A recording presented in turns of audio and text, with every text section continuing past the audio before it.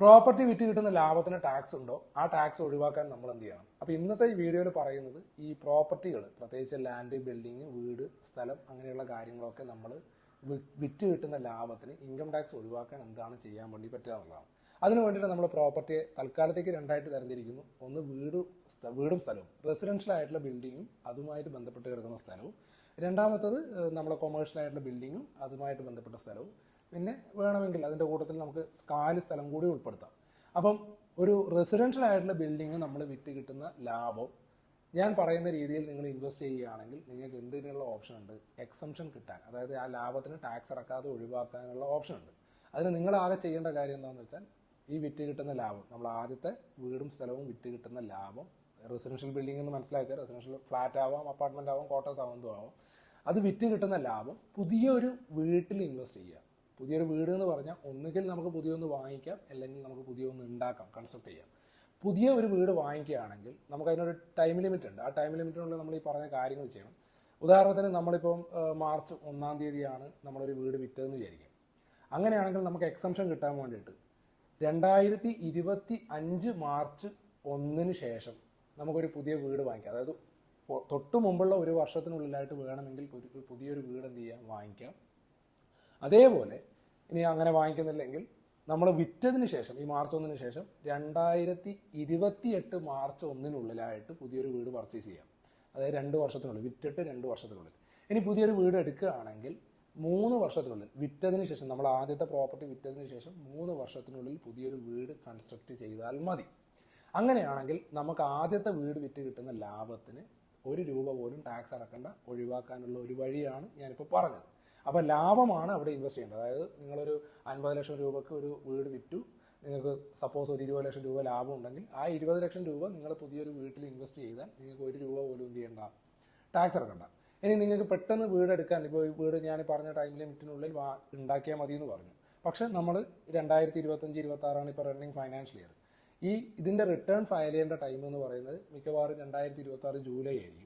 അതിനുള്ളിൽ നിങ്ങൾക്ക് ഇപ്പം ഉദ്ദേശിച്ച സ്ഥലം കിട്ടിയിട്ടില്ല, അല്ലെങ്കിൽ വീട് ഇപ്പോൾ എടുക്കുന്നില്ല, അങ്ങനെയൊക്കെ ഒരു പദ്ധതി ഉണ്ടെങ്കിൽ നിങ്ങൾക്ക് എന്ത് ചെയ്യാന്ന് വെച്ചാൽ, ഈ പറഞ്ഞ 20 lakhs rupees capital gain account scheme എന്നും പറഞ്ഞിട്ട് ബാങ്കിൽ കൊണ്ടിട്ടാലും ഈ പറഞ്ഞ 3 വർഷം ടൈം പീരീഡിനുള്ളിൽ നിങ്ങളൊരു പുതിയ വീട് എടുത്താലും നിങ്ങൾക്ക് ഈ പറഞ്ഞ എക്സംഷൻ കിട്ടും. ബാങ്കിലുള്ള പൈസ വീടെടുക്കുന്ന പർപ്പസിന് വേണ്ടി മാത്രമേ ഉപയോഗിക്കാൻ പറ്റുള്ളൂ എന്നുള്ളതാണ് സംഭവം.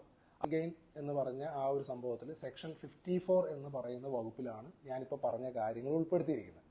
അപ്പോൾ വീടും സ്ഥലവും വിറ്റിട്ട് ഇൻവെസ്റ്റ് ചെയ്താലുള്ള ബെനിഫിറ്റാണ് ഞാൻ പറഞ്ഞത്.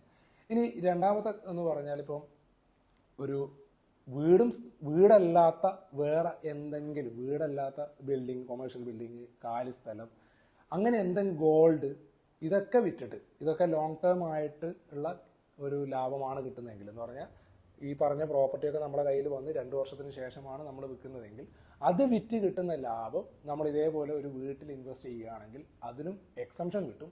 ടൈം പീരീഡൊക്കെ ഞാൻ പറഞ്ഞ പോലെ തന്നെയാണ്.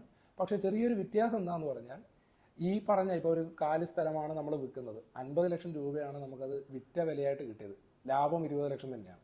പക്ഷെ 50 ലക്ഷം രൂപയും നമ്മൾ പുതിയ പ്രോപ്പർട്ടിയിൽ ഇൻവെസ്റ്റ് ചെയ്യുകയാണെങ്കിൽ നമുക്ക് മുഴുവൻ ലാഭവും എക്സംഷൻ കിട്ടും. എന്ന് പറഞ്ഞാൽ 50 ലക്ഷം രൂപ ഇൻവെസ്റ്റ് ചെയ്താൽ 20 ലക്ഷം രൂപ എന്ത് കിട്ടും, എക്സംഷൻ കിട്ടും. 1 രൂപ പോലും ടാക്സ് അടക്കേണ്ടതാണ്. പക്ഷെ അതിനൊരു കണ്ടീഷൻ ഉണ്ട്.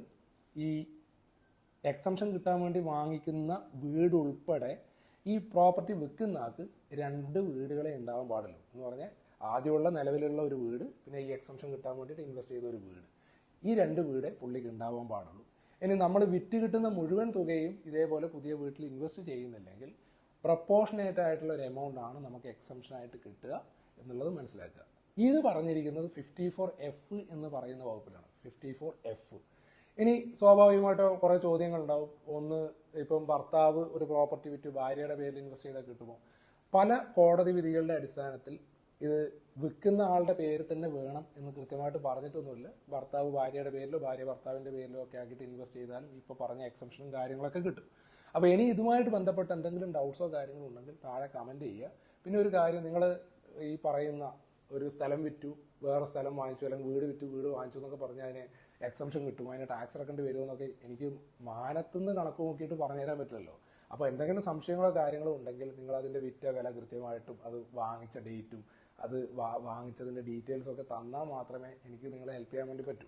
അപ്പോൾ ചില ആൾക്കാർ ഏകദേശം ഒരു കണക്കൊക്കെ പറഞ്ഞിട്ട് ഇത് ടാക്സ് അടക്കണമെന്ന് ചോദിച്ചാൽ ഞാൻ കണ്ണും പൂട്ടി അതിന് മറുപടി കൊടുക്കാതിരിക്കുക എന്നുള്ളതാണ്. കാരണം നമുക്ക് വ്യക്തമായിട്ടുള്ള ഡീറ്റെയിൽസ് ഇല്ലാതെ ഒരു തരത്തിലും നിങ്ങളെ സപ്പോർട്ട് ചെയ്യാൻ വേണ്ടി പറ്റില്ല. അത് നിങ്ങൾ മനസ്സിലാക്കുക. ഇപ്പം പറഞ്ഞത് വീട് വിറ്റിട്ട് കിട്ടുന്ന ലാഭം പുതിയൊരു വീട്ടിൽ ഇൻവെസ്റ്റ് ചെയ്താലുള്ള ബെനിഫിറ്റിനെ കുറിച്ചാണ്. 2, വീടല്ലാത്ത വേറെ എന്തെങ്കിലും ലോങ് ടേം ആയിട്ടുള്ള അസറ്റ്, ലാൻഡ്, കൊമേഴ്ഷ്യൽ ബിൽഡിംഗ്, അതേപോലെ ഗോൾഡ്, സിൽവർ, അങ്ങനെയുള്ള കാര്യങ്ങൾ, കമ്പനികളുടെ ഷെയർ, അതെല്ലാം വിറ്റ് കിട്ടുന്ന ലാഭം വീട്ടിൽ ഇൻവെസ്റ്റ് ചെയ്താലുള്ള കാര്യമാണ് ഞാനിപ്പോൾ പറഞ്ഞത്. കൂടുതൽ കാര്യങ്ങൾ അറിയാൻ തൊട്ടടുത്ത വീഡിയോ ആണ്. ഇനിയും ടാക്സ് ഒഴിവാക്കാൻ 2 വഴികൾ വേറെയുണ്ട്. അത് തൊട്ടടുത്ത വീഡിയോയിൽ കാണാം. ഇത് ഇഷ്ടപ്പെട്ടിട്ടുണ്ടെങ്കിൽ മറ്റുള്ള ആൾക്കാർക്ക് ഷെയർ ചെയ്യുക, കാര്യങ്ങൾ അറിയുക, കാര്യങ്ങൾ മനസ്സിലാക്കുക.